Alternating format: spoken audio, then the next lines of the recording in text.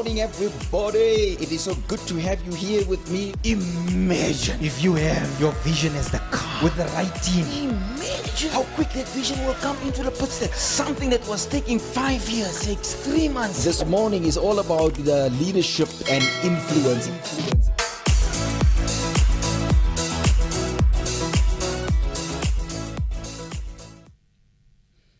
Good morning, and welcome to another insightful show here on the Insights Show. As you can see, I am not Dr. Carl, but I am standing in for him. My name is Eloise Scoble. So before we go any further, I'd like to encourage you to press that like button, subscribe, so that you can be informed whenever we're on air. Okay, and this morning we are speaking to First Lady Jubeida Wilson regarding, and this is just a trailer version of her book. Good morning, First Lady Jubeida. How are you doing? Good morning, my darling. I'm doing very well, thank you.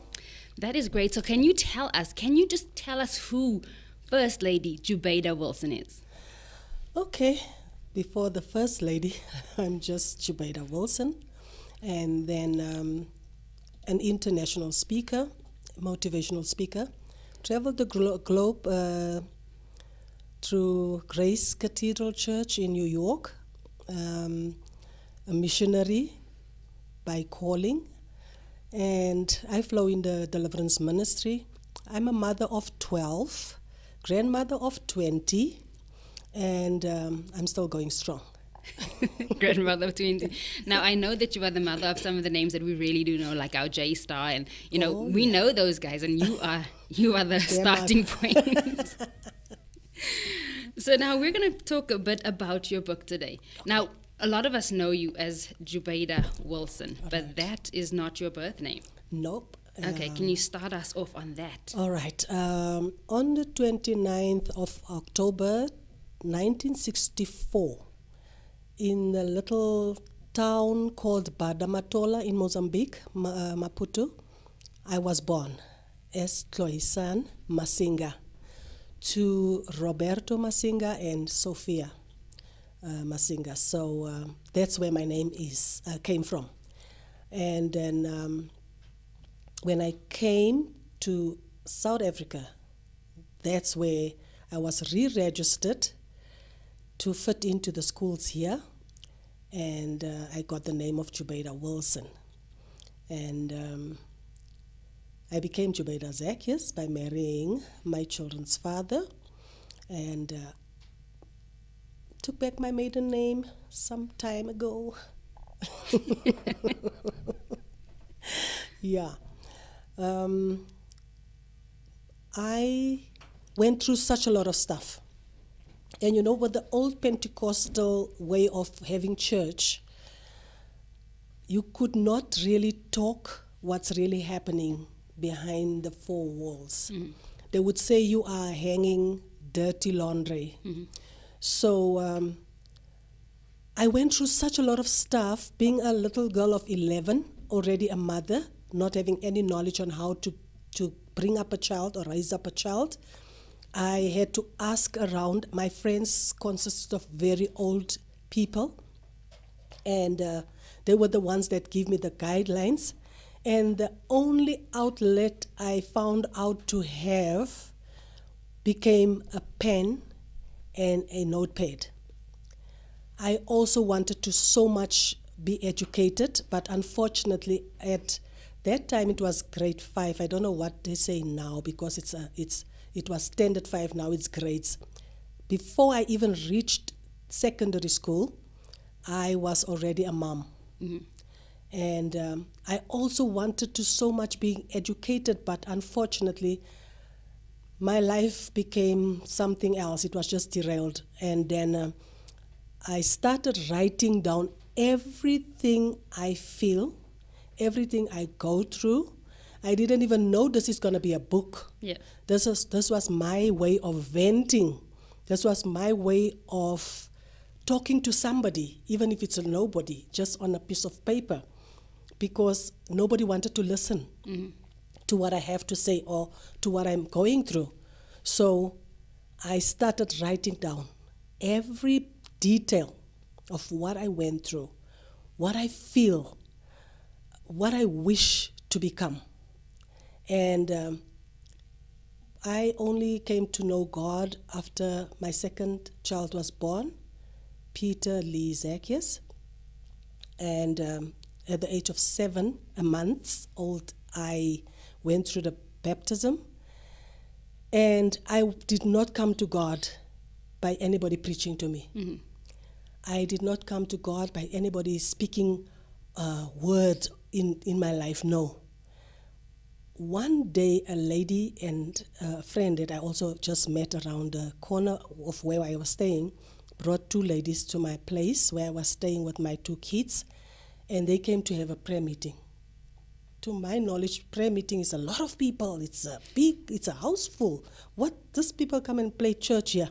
Okay, let them just go on and get it over and done with. Because she was really nagging me for this prayer meeting. Well, when they ended off the prayer meeting, something happened. One lady was speaking in tongues, and I thought, oh, hier is nog Muslims ook hier. You know, I didn't know about tongues. And then the other one, but the atmosphere changed in my house. Yes. And the other one was translating this, what she said. But she was talking directly to me. I could feel she's talking to me because she mentioned my name that nobody in South Africa knew. Mm-hmm. She said, Tloisan Masinga, today I'm drawing this line. If you step over it, whatever happens to you, it's up to you. Even if you make your bed in hell, I will get you. Yeah. I thought this was a curse. I didn't even know that scripture. I didn't read the Bible anyway. So I was so upset with all of this. What's happening here? These people just get out of here. But since then, everything in my life changed. Nobody told me to throw out the cigarettes. I smoked weed and cigarettes and snuff benzene just to get high, to get through the day. And so I threw out everything. After that prayer meeting, I threw out everything. I just got rid of all the stuff that I feel it's messing up with my life. And that's why I said nobody preached to me, nobody motivated me in a word. God spoke to me himself. And that night, when my children's father came home, I was so angry because he was in this Handeklap Kerk. And I thought maybe he told those people, because they told me everything that I'm doing, how rebellious I get and how upset I am. And I said, it's only him that can tell them, because we're staying in this house. Yeah. So I took it out on him and said, okay, you go and you don't go to church, you go and scandalize about me there. The house was just not okay that evening. He left again, he went to his Handeklap Kerk. I couldn't sleep. That night I had an encounter. That was clipped down. It was candlelights. When he came back, he prayed, put out the candle. When he put out the candle, I don't know, do you guys watch Freddy Krueger movies? When you just put your head on the pillow, you are sucked into something. That's the experience I had. And I was sucked into a place where the flames were so high and it was so real. I was literally burning. And a helicopter stood in the far end of these flames. All the people running to this helicopter, and I was running, but it was like everything that I'm doing is slow motion, and I'm screaming, wait for me. And as I just got close to it, it took off. And I wake up, and that was in June. Very cold. But my hair on my skin was burned. Mm-hmm. I woke him up. I said, how can you still asleep while I am burning like this? And he woke up, and when he looked at me, he saw I had a different encounter. So I hung on to the lit candle because I'm afraid if this candle goes down out again, I'm going back there. So he said, start praying. I said, don't be funny. How must I pray? He said, even if it's our Father. I said, okay, at the Catholic Church, we used to say that and we get repentance and whatever. I was full of myself and I start to say the Our Father just to find out I don't even know the Our Father. Mm-hmm. That's how I was stripped. And then he must have felt I'm struggling, and he said the Our Father, and I said it with him. And that night I slept. And 5 days after that, I was so glued up to read. I want to read the word. I want to find God for myself. Who is this person who knew my name? These people don't know me. They don't know my story. How I came into South Africa, they don't know my name from that side. How did that woman know what is my name? I didn't know it's God speaking through her. And God really just did something remarkable. I went through the baptism. After the baptism, I was already anointed and filled with the Holy Spirit, and I could see stuff, I could hear stuff, I could go into a place, I would pray and people would get healed. I was so amazed by what's happening here. This is not me. But then, say a month or two down the line, I got this wonderful dream, a wonderful dream. I read a lot. Before I could even go into any place, I would read about it, and when I get there, it seems like a deja vu, I seen this, but then it was in a book. So that night, I dreamt I was pulled, a catapult. Yeah. There was 2 trees, and this elastic was on both sides, and I'm in the middle of this thing, and it's pulling me to the back. It pulls me to such an extent that I could feel I'm hurting. And the hand that was pulling released. And then when it released, I shot out of that catapult and I landed right up in the crown of the Statue of Liberty. That's in my dream. I've never been there. I've never seen this, just in the books that I was reading. And I'm there, and then I hear this audible voice saying, I'm catapulting you into greatness. Mm-hmm. That was still very early in my life. I didn't even pay that any mind anymore, because that was only when I had 2 children. Remember, after this 10 came. How old were you at that stage? I was just 14. Remember, I got my first one when I was 11. So a year and 3 months later, the second one came. Every time a year and 3 months. Yeah. So that was the difference. All my children, a year and 3 months. Only the last ones, because then I had cancer. Aggressive cervical cancer, 1994 right into 1995. Got cured without medication, and then I got number 12. So, not knowing that God is preparing me to get to this way, He shot me out of the catapult, telling me I'm going to land in greatness. Okay, so babies come. I start studying through correspondence, through Hebron Bible School. I had to hide and then go to the post office, drop off, get my other questionnaire papers and stuff like that. Equipping myself for what I couldn't understand. And not knowing the plans of God is not man's plans. Mm-hmm. And as I said, then I write everything that happened. I wrote down. And people would say, this is Alice in Wonderland. Statue of Liberty. She's dreaming this one. Because I'm trying to tell people, this is what I see. There's no spiritual mentor that I had. Not even in my children's father, who was a pastor, to just boost this thing, or to see the vision that God is showing me. But then I just continue to serve in the community. I serve in the community. I would feed people. I would clothe people. I would just do what I can to serve. I thought this is what God wants for my life, So I continue, but I wrote down everything. Then... Let me just stop you there for a second. Okay. Now, everything that you're speaking is not necessarily in this version that I have here. No. So you were telling me earlier that this is basically a condensed version. Reader-friendly. Reader-friendly. Right. The whole contents is in the original book. Okay. Yeah, this is just autobiography, condensed version of the real story. Then let me just ask you, before you go any further, why did you do a condensed version? Why would you write this? Because basically this is listing everything that you went through, and you went through a lot. Right. You know, so there was cancer, there was a loss of a baby, there was Yes. infidelity, there was just, I mean, these are great turning points in any person's life. One of these things, but you had multiple of these things. Right. So why write it this way? For now, because of, you know, even if you watch a movie, they'll say names and places have been changed to protect innocent people involved. So sitting with somebody that went through the book told me that, listen, we can't put all of this in. Mm-hmm. Others might be offended by what you're putting in, and they might even fight this. There might be a lawsuit against you. There might be, you know, stuff like that, because I am divorced from my children's father, and that's where all this happened.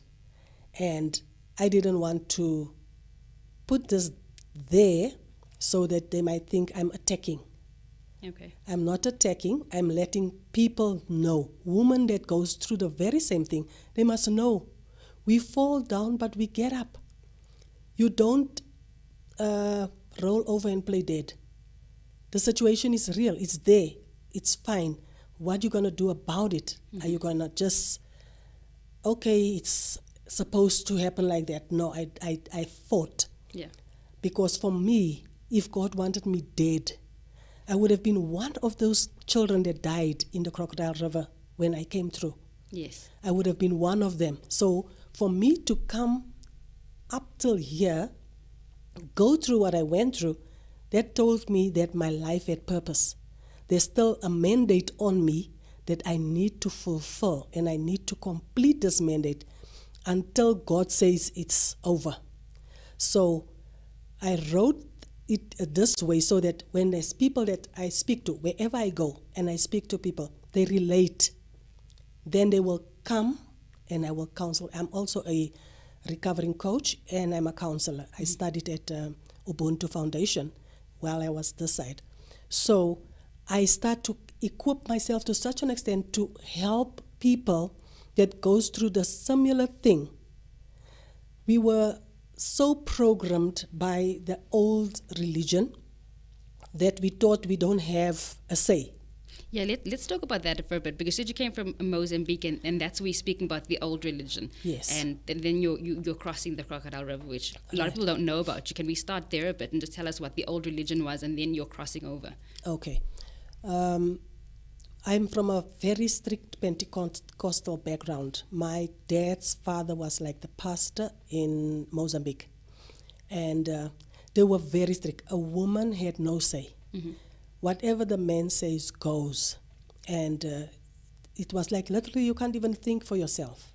You know, if he says this thing is red, even if you see it's blue, you must believe it's red. So they were so strict. And when we came through the Crocodile River was because of the war that was raging in Mozambique against the Renamo and the Frelimo regime. The war was so bad because the Renamo soldiers were Pentecostal background. The Frelimo, up till this day, is Catholic. Mm-hmm. Mozambique is a Catholic dominant country, up till this day. I used to go to a Catholic school, actually, when I started growing up until the age of 5. Not knowing that war is raging, my grandfather, them would sit at night, men of them would get together and plan, not knowing that they want to wipe out the whole Pentecostal churches or religious people in Mozambique. So they planned to get us out of there, at least so that their lineage could live on.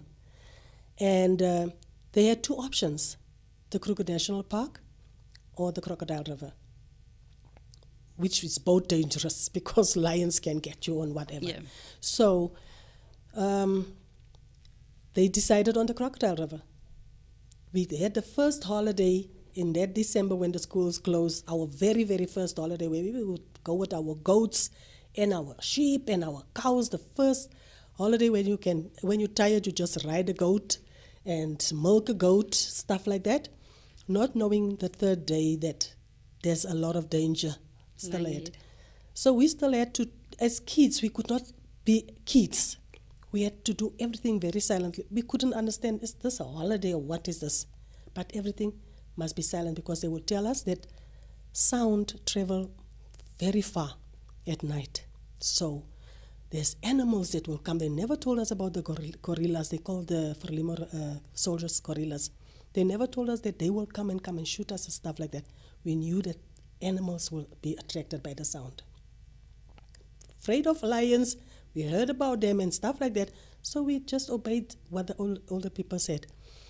Until we came to the river, which was, it looks so good. We haven't washed in a long time. We just had to do the sign of the cross.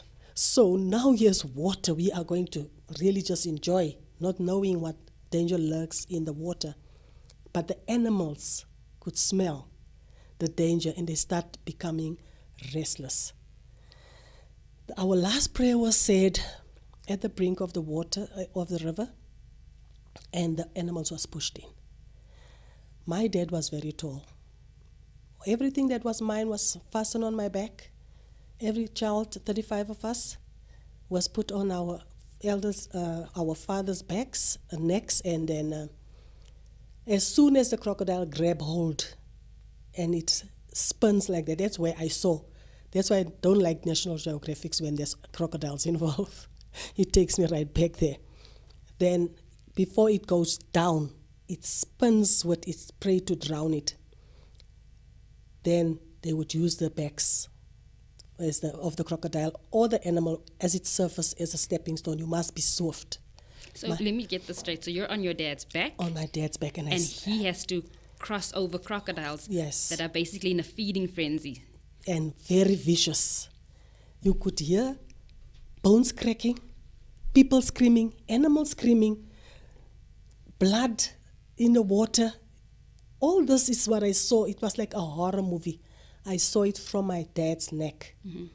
And my dad even had a scratch on his leg as the crocodile tried to grab, but he crossed faster. So from the 35 of us that was to cross over, 25 of us survived.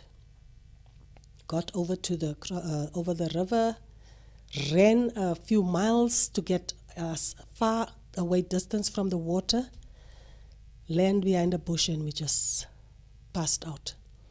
So 10 children, 10 adults gone under the water. Families, friends, and they no more. We as children now, we are now so traumatized. Now we are like a mile or two away from the road that comes from the border to go to South Africa. We had to sit in this bush until we could hear the sound of a truck approaching.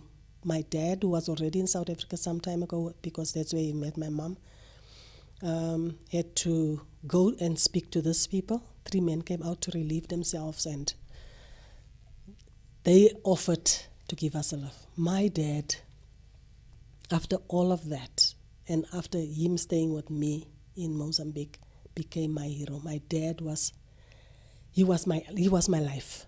Mm-hmm.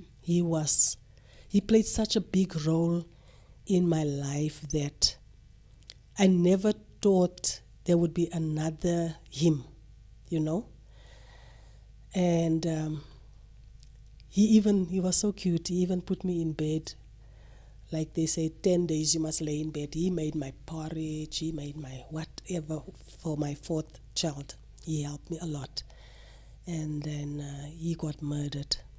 What is the one most important thing that you learned from your dad? Because you speak about him a lot throughout this book. You know. Oh, my dad taught me to cook. My dad taught me to persevere. My dad taught me to endure pain without making a noise. Mm-hmm. I think that's why people can't understand. I got 12 children, normal birth, same pain. I never once gave the nurses problems. They could not believe when I came in for delivery that I have pain. They'll put me on the chair until I said, no, I can't You don't seem like you have pain. But he taught me to suffer in silence. My dad could do any job to make sure that I have.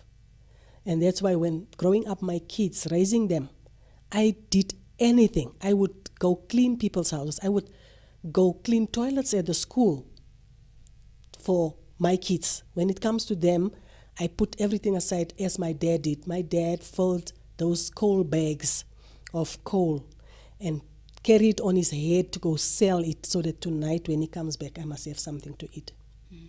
That is the main thing. My dad was a phenomenal chef. So I will not call myself a phenomenal chef yet, but he taught me to cook, he taught me to bake, he taught me such a lot of stuff. And that's why my dad is my hero. When he died, I felt something died with me, with him when he died. And where was your mom in all of this? Because, I mean, as a young woman, we generally tend to look to our moms for all of these things. My mom was, but unfortunately not with me. My mom stayed in town. She had another guy. When she came to South Africa, she got herself somebody.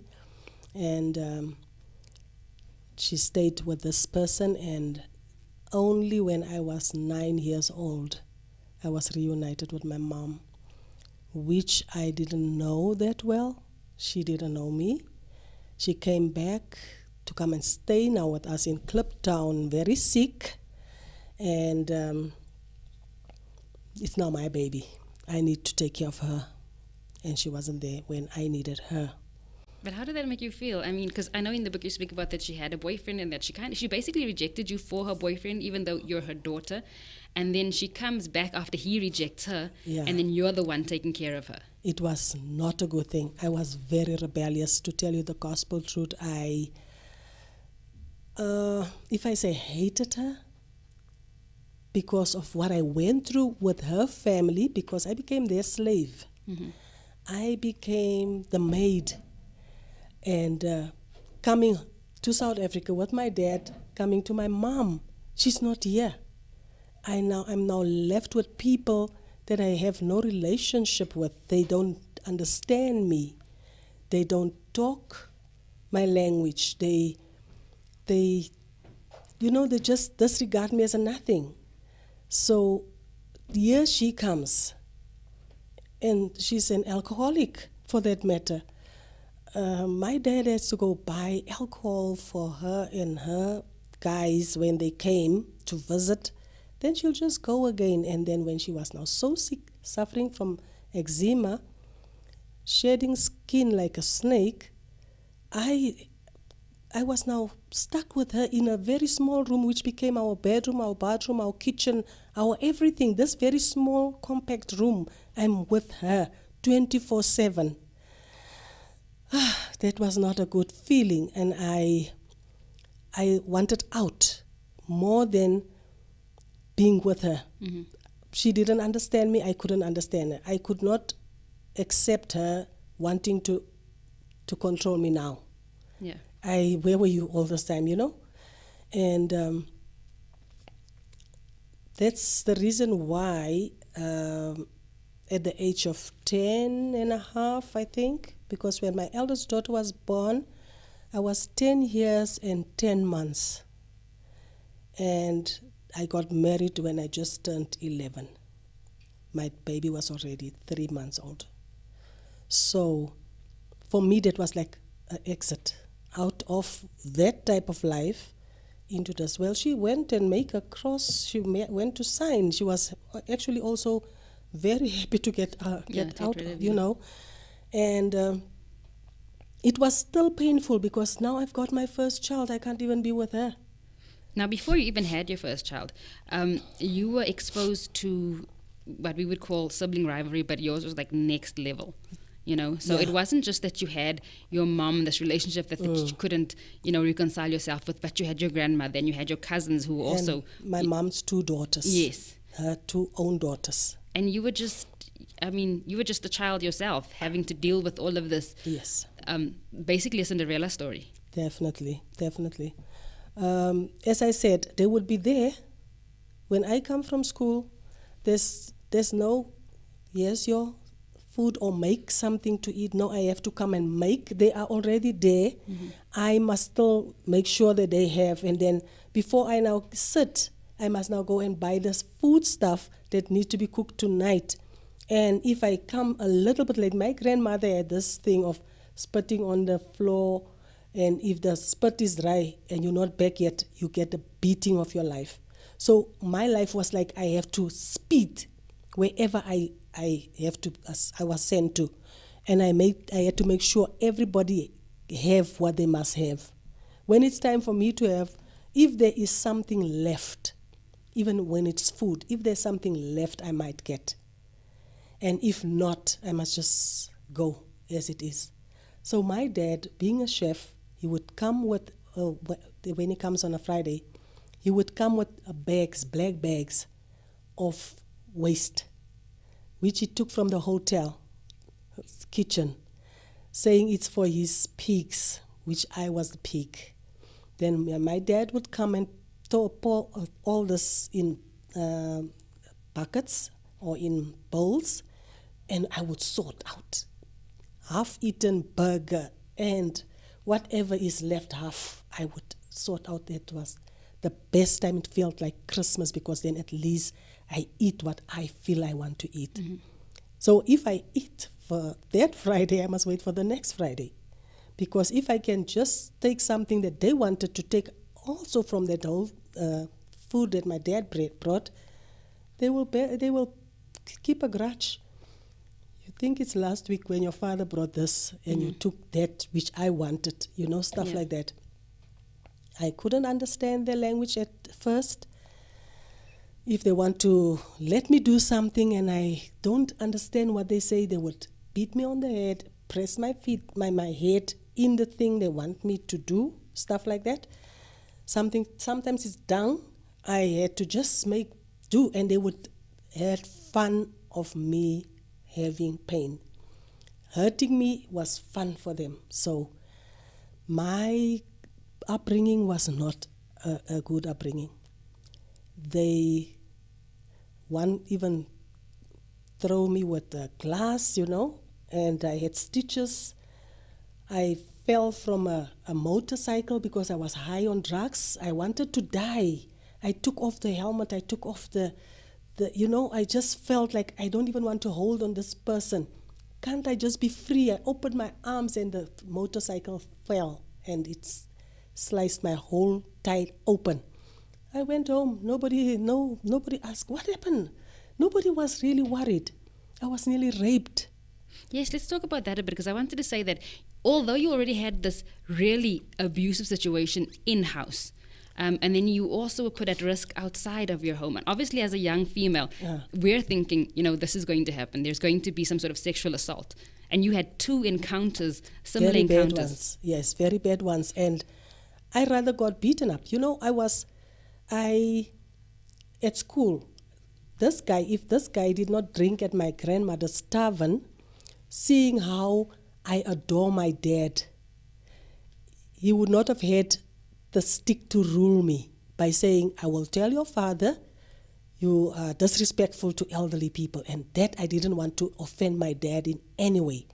So when this guy who came with the people from, the three boys from school with their jackets, we are going to take them to a tailor, and the tailor is going to make them some stuff. And I'm also, he get me in the way, you better come with, we're going to the tailor, and I give the stuff that I was sent to buy to somebody to take home because I don't want to offend my father. He said he'll tell my father. So when they mention my father, I leave everything. So I went with them, not knowing where we're going to. We went into Soweto, into a place that I've never been.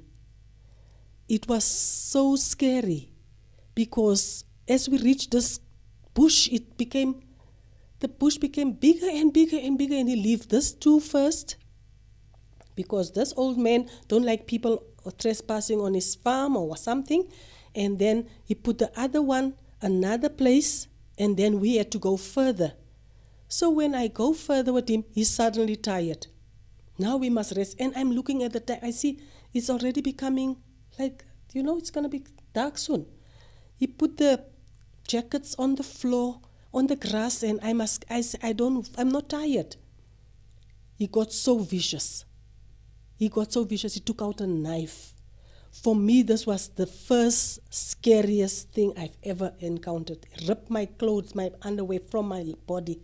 But in the far end, there was a house that he said it's a dairy farm.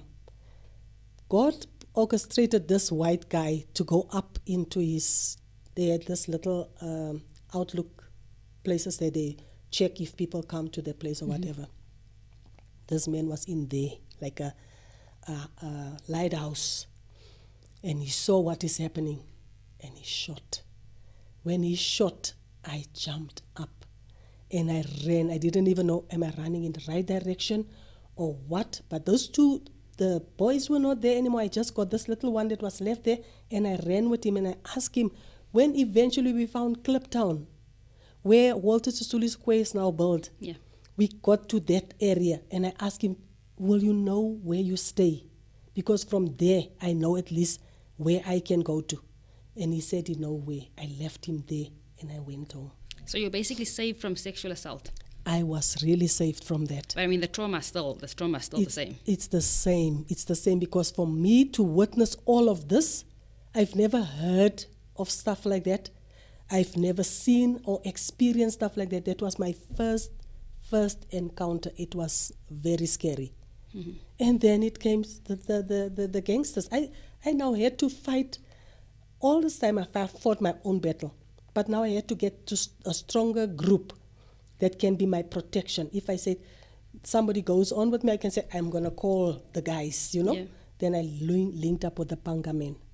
Before we get into the Panga men, I just want to let everybody in the Insights family know that we are speaking to First Lady Jubeida Wilson about basically her life story. So there is a lot in here. If you've been through divorce, if you've been through sexual assault, if you've been through any kind of abuse, mentally, physically, emotionally, just as a child, as an adult. You know, she's also in the ministry of deliverance. So this is a book that you'd want to get. And, you know, we're just going to take it a little bit further now. I want you to speak to the little girls out there that are struggling to fit in and having issues with their mother. Now, you joined a gang to become a judoka.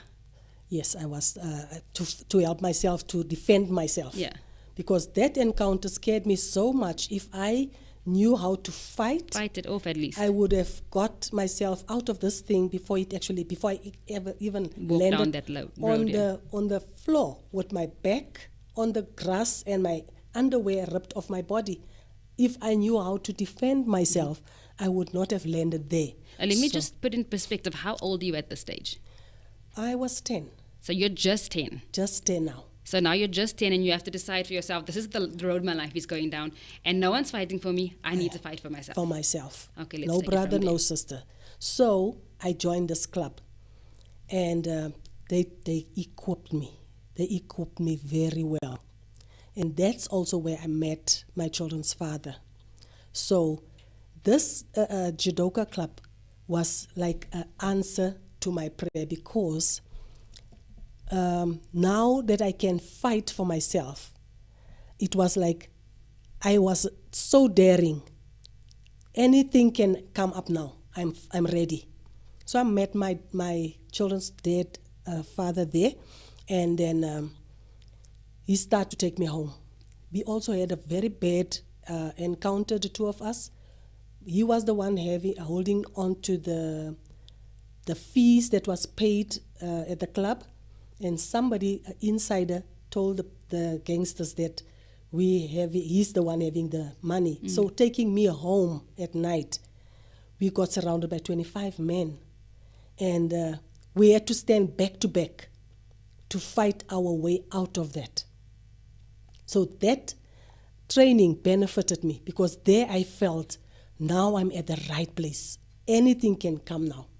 And seeing how the two of us actually helped each other out of this mess. He could have run, or I could have run, but we stood and we fought ourselves out of there.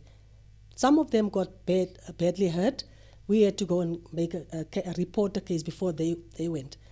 And we were acquitted from that, and then they used us as patrollers, like the patrollers of now. Yeah. They used us to protect the streets at night. So then a relationship started. Okay, so when I was reading it and I was like, okay, you're just 11, almost 11 here, and this man became your husband. Mm-hmm.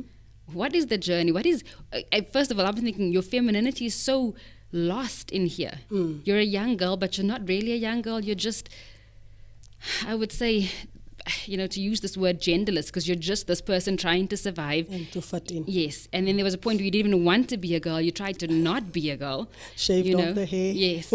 And that is all in self-defense, Yeah. So then you find this man who sees the femininity in you, and basically makes a wife out of you, but you're still under the age of 12 here. Yes. And that was also, like I said, it was my escape mechanism from the yard and the environment that you were in. Yeah. He was already a child of God. So the way his approach was different to all the others. The others were like one thing in their mind. He, as a church brother, his approach was different. He was at our house. He would come, bring me right into the house. And that's where my mom also saw the benefit of, okay, you got some chankuras, let me, get something from you. And every Wednesday he would give her money, and not knowing that that's all the way that I was actually being sold out. So she never had a problem. He was already 21, and I was just 10 years and, say, a couple of months. Then I found out I'm pregnant, and not even knowing that I'm pregnant, because I didn't know what's happening. One Saturday we just visited, and one thing led to another. He said, no, take this off and take that off. Your mom's very strict, and she will fight when your stuff is creased. And his way, maybe that's a Pentecostal Pinkster broer's way, I don't know. But okay, well, he got his way. And unfortunately, I was one of the persons that first time was the pregnant. I got pregnant from the first. So not even knowing that this is now pregnancy. I'm looking for the plane, because that's what I heard. Yeah, the babies are being babies were thrown delivered. through the chimney. The plane pass and throw the baby through the chimney, and that's how it goes. And oh my God, that was a myth. I must tell everybody out there, don't go there. Yeah. So I think what happened after my baby was born, he was now about to marry me, but his family didn't accept me. They were so angry because there was already a wife set aside for him in Bloemhof, where he came from. So, and they were like Zionists or something like that. And now he comes and he tells them that they said, no, it can never happen. You came to Joburg to come and work. You didn't come to marry. Take your child. We will help you to bring up the child, raise up the child. Things like that. Give us 7 days to pray. That's why I started to hate people that prays. Give us 7 days to pray, and after the 7th day, you'll come back and we'll tell you if it's fine. So the 7th day, we've got a house that we need to move to, and that day, they asked them to help them to move, and they refused. And then the next best thing, they come and take him. He must just come quickly to come and help them. In the meantime, they were in a fight with this Panga man, and he got stabbed, and he ended up in the morgue. I'm waiting for him with this little baby at the place where we just moved to. I'm pushing all the stuff that's already there in the right order, waiting. Nobody's coming. The next morning, I had to go and identify him. And now this is a very interesting turning point, because you went to identify a body, but this is also your first encounter with a miracle. Yeah. This was the first encounter, because now my brother-in-law, the eldest one, came to fetch me with the baby. And we now have to go. They said to me, okay, don't worry, we are with you. And we're standing at the morgue, Baragwanat Krasani. We're standing there, waiting now for the guy to fix the body, or what they do, I don't know. When he was about to pull out the drawer where the body was laying in, this man, Mr. Dead, turned in that drawer. He was already there from Friday, Saturday, Sunday, Monday. Here he gets up. Mm-hmm. So this man left the thing. It fell to the floor. He ran past us. Now we're waiting for him to call us in. Yeah. He ran past us and he came back with 3 doctors, and they check and their stretcher goes past us. Now we're still waiting. Nobody's talking to us. Until my brother-in-law asked one of the people there in Sutuna, what's happening? They said, no, the guy that you people came to identify just woke up. And they are now going to do surgery on him and what. You guys come back tomorrow. Oh, my word. First miracle. But at this point, you're still not Christian vibes. No. You're just like, no. Don't pray for me. I don't want to hear nothing, because you people pray people dead. You said 7 days, yes, this guy is dead now. Because you don't want me, you know. So he laid in hospital, I think 3 months. And no, 2 months, because that was in September the 27th. My baby just turned a month, the 26th of September. The 27th, he got stabbed. And then he came out October, and November the 4th, we got married. Okay, now, as a 12-year-old in a marriage, having gone through all this trauma already, this is a young marriage, and you, there was a lot that you endured in your marriage, but you also had a good marriage at certain points. Mm-hmm. What would your advice be to, in this day and age, young people starting out? Because you went through a lot of things, and you still went through your marriage. And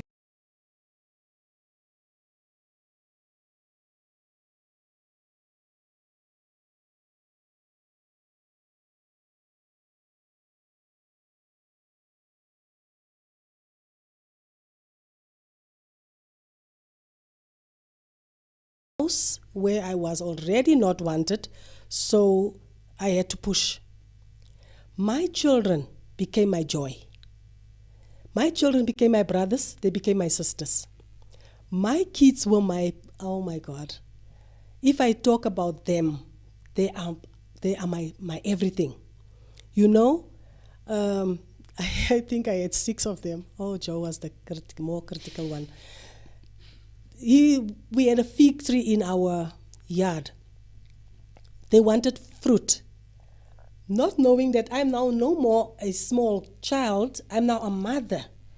They would send me up the tree, and I would pick the fruit for them. And then just one day, I didn't know that I became heavy. They wanted one that was on the side, and I fell out of that tree. They made a way, and I fell flat, and it was the biggest joke. But they gave me the reason to persevere. They gave me the reason to go on. In this marriage, they gave me a reason to love, because now it's not just myself to get out. I have to look, and I see 4 to 5 sets of eyes looking at me. What is your next move going to be? Mm-hmm. What are you going to do? What do you want us to do? My kids, from the second and the third, they had to take care of each other, because there was never chance for me to nurture one, 3 years, then the other one come. No. It was always 1 year, 3 months, then the other one come 1 year. So they actually had to take care of themselves. Mm-hmm. I was there as the umbrella to make sure that they don't get hurt, they don't eat poisonous stuff. Yeah. But basically, they had to take care of themselves. The bigger ones now had to take care of the smaller ones. It was like the roles were now flipped. Yeah. So they became adults before their time. Mm. And I think some of them might be actually having that against me, because they wanted to nurture. Joshua was so upset because of the other one came, even bite the baby's toe because he still wanted to be on the breast, but now there's another one, So all of my experience that I went through, if it was not God, to tell you the gospel truth, because after now Peter was born, I went through the baptism and I started to seek God for myself. And he promised to never leave me, not to forsake me. I eat the word, and I came up on that word that was prophesied to me when I came to God. Even if you make your bed in hell, when I got that scripture, I said, okay, this is somebody that called me, that knew me before I was formed in my mother's womb. He knew what I would go through. I hear a lot of people tells me that, die Here weet vir wie moet hy wat gee, because I'll never go through what you went through. It's not that I'm a superwoman. I had a pillow that I had to go and cry on at night. There was times that I had to go into the bathroom and cry, and when I come out, the children would thought, my mother must have been praying, because they knew when I pray, I cry. So even through the abuse, they would just think, if they see my eyes puffy, say, I never let anybody know what I went through, because we were not supposed to speak out of the house. That was like a law. And I had no voice, because I was told that a woman will get her salvation through the bringing forth of children. Vrou sal gered word deur kinders te baar. Niks anders nie. So I wanted to be red. Ek wil gered wees, julle. Ek wil gered wees. Hoeveel moet ek nog kry, Here, laat ek tog gered word. So I got my 12 kids. I'm not sorry that I had one of them. All of 12 of them, they are my pride. I can tell you each attribute of every one of them. Their characters, their likes and their dislikes. I can tell you what ticks them off. I can tell you because they were all that I had and all that I focused on forever. Because the last one was born 1996, number 12, just after I got cured from severe cervical cancer. So then number 12 came. Now, we don't have a lot of time left, and I want to get through as much as possible. Okay. Okay, so I'm just going to run through a few things. First of all, I can see that you're a mom. That is it's something that you treasure. You can speak about your kids individually, even though there are 12 of them. There would have been 13, because I know in your book you spoke about you lost one, and that was due to witchcraft, which I also, from my understanding, also kind of led you into where you are now with the deliverance ministry. Yes. Which a lot of Christians don't understand, that it's real and it's it needs to be dealt with. But you also, after having endured all this, you had to endure a marriage that kind of went south at some point as well. But I also want to talk about, before we go anywhere, is then you took some time and you went to the US. How did you end up from crossing the Crocodile River to going to the US and Trinidad and Tobago? Okay. As I said, I was feeding people. So one day I heard people are giving out food in Bryanston. And people are on our door 24/7 asking for assistance. So when I found out that food being given out in Bryanston, I hired a bakkie and I went there. When I got there, I found it's not just South African citizens that get food there. There's some foreigners. So I met up with some pastors from Zimbabwe. And the second time when I got there, they said, one Pastor John Carter, he said, we are having a conference, woman of God, can we invite you? We are at Hillbrow police station, we're using that hall. And we're having people from the States coming. I came back home, I conveyed the message, we packed up and we started to support this. When we got there, me and the pastor, we were sitting, working out the program. When we work out the program, this pastor now got the money, a lot of money. He never got that amount of money in his life from Zim. He felt like, I'm building my mother's house in Zim now with this money that's for the conference. He bought himself a BMW and he got drunk like a lord. The conference is starting. We had to now save face because those people come from so far. So all my children were the musicians at that conference. We took our own sound. We took buses, loads of people there. So they thought this is this guy's church. Until they found out this guy swindled their money and he's drunk. Every night at church, he's so drunk that he could lay there and they pretend being slayed under the anointing. So they called me and I said, what's wrong with your pastor? I said, no, this is not my pastor. This is just a friend that we are supporting in ministry and stuff like that. Where's your ministry? I said, no, we are in El Dorado Park. We would love to see your ministry. So it was 19 people from New York. So one morning, I got them at the Pactonian Hotel where they were staying, brought them, I took them to Bruma, they shopped, then I served lunch at our place in Mansfield. When they saw the squatter camps and stuff, they said, this is what we came for. We are here 3 weeks, we never saw this. We brought bags and bags of clothing. This guy took all the bags and bags of clothing to Zimbabwe. They opened up a shop there. They're selling the stuff. They brought it for the squatter camp people. So they said, we would like to work with you. Well, we had their farewell party at our place, the Miracle Center in Mansfield, and exchanging addresses, and there they left. That was February the 28th. They left back to the States. I thought we'll never hear from them anymore. Then a letter came in May and inviting me to be a speaker in a foreign mission conference in the States. I've never speak because you remember here we have to shut up, let a man teach you in silence. Mm-hmm. So here I'm invited to go and minister in the States.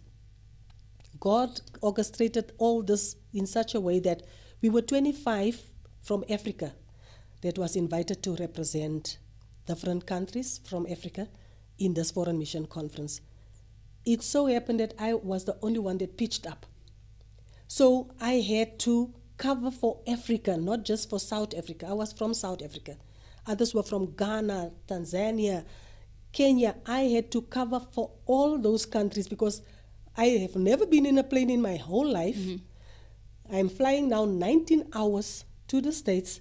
When I got there, I had to be jet from one conference to the next conference to cover. And thrown in the deep end to speak about all Africa. All of Africa. Now I have to speak about the diversity of Africa and all the other countries of Africa where I never even set foot. Mm-hmm. That's where they enrolled me to be a missionary. I'm enrolled from Grace Cathedral missionary team as a missionary. When they want to go to Africa, any part of Africa, they will send me first to go and do the spying, checking out. And if I see a church that have a credible background, I'll go back, then they'll come and support. So that's how I ended up in the States. Now my trip was supposed to be a 2-week trip. It ended up being 6 months that I'm there. And it became an annual thing. Mm-hmm. So that was in 1999. So I was even there when the Twin Towers was blown up. Mm-hmm. The next year, I was there. I had to take my children's father because they wanted now to adopt me and our ministry. But he said that's his philosophy. If God wanted human being to fly, he would have let you be born with wings. So up till now, he's 70 years of age. He never flew anywhere. I think maybe on a broom somewhere, but he never went anywhere. So I ended up coming back after the Twin Towers was blown up, and then still trying to negotiate with him. Nothing. He wasn't interested, and then it became an annual thing. Every year I spoke in a foreign mission conferences in the States. I ended up speaking on Africa Month in February too, and I had the privilege to speak in the White House with Michelle Obama. She wanted to know about the diversity of Africa. And all this because you crossed the Crocodile River and you made it the other side. That's why I'm saying if I was supposed to die, I would have died there. Yes. But God knew when he said he catapults me into greatness, this will be the greatness.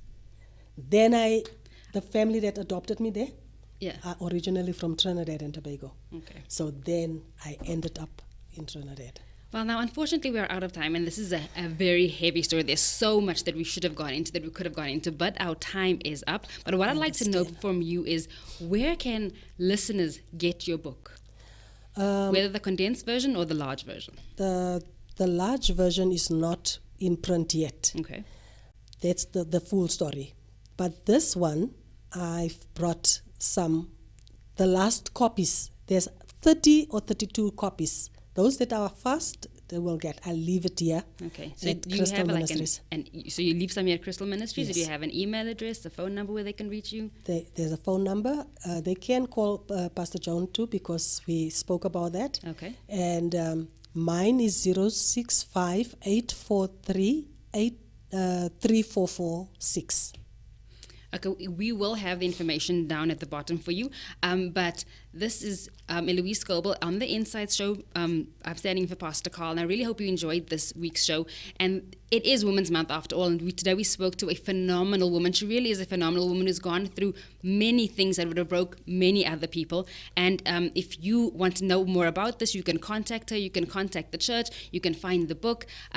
What I'd also like to say to you before we go is have a wonderful Women's Month and know that God has a purpose for you, just like He had a purpose for First Lady Jubeida. When you're crossing your crocodile river, know that God has something for you on the other side. So hit that like button, that subscribe button, and also do share with other women in need.